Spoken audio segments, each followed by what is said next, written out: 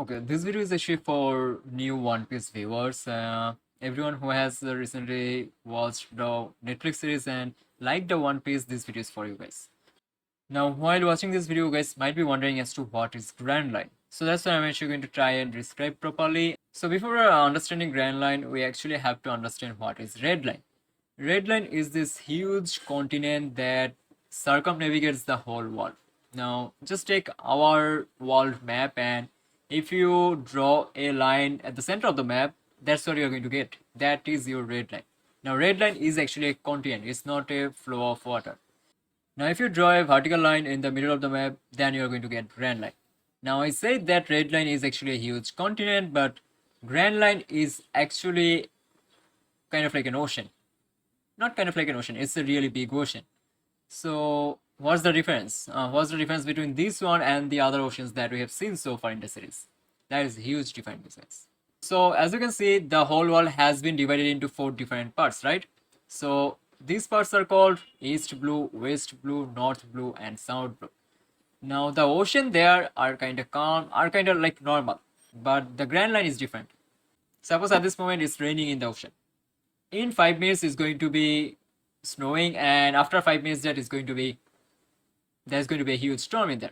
So that's what happens in Grand Line. The weather is unpredictable. Every single island is really weird, and only the best pirates can go there and survive there. Now you guys might be wondering as to why is it so hard to go to Grand Line. It's quite simple, to be honest. So this is the Grand Line, as you can see, and between Grand Line and every other blue, if we talk about East Blue, West Blue, whatever you want to call it, let's just take East Blue for example. There is something called calm belt between East Blue and Grand Line. Now, what is that? It's a patch of ocean where there is no wave, there is no flow of water, there is pretty much nothing. So even if you go there by a boat, you cannot, because there is no wave. You cannot actually use your sail, and you guys might be thinking about motorized vehicles or something like that, but I'm going to come back to that. So as I was saying, there is no wave, there is no flow of air, there is pretty much nothing. It's totally calm. That's why it is called calm belt.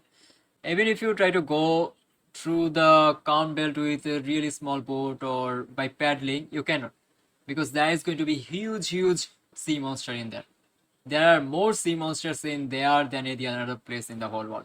So that's why it's pretty much impossible for any normal human being to go from East Blue to Grand Line. So that's why they actually have to take a really weird way, which I'm going to describe in another video in the future. And that's another reason as to why Grand Line is so hard to survive. Because reaching there is a battle in itself. So yeah, that's it for today's video, guys. If you have any questions, that please let me know. I'll try to answer them as good as I can.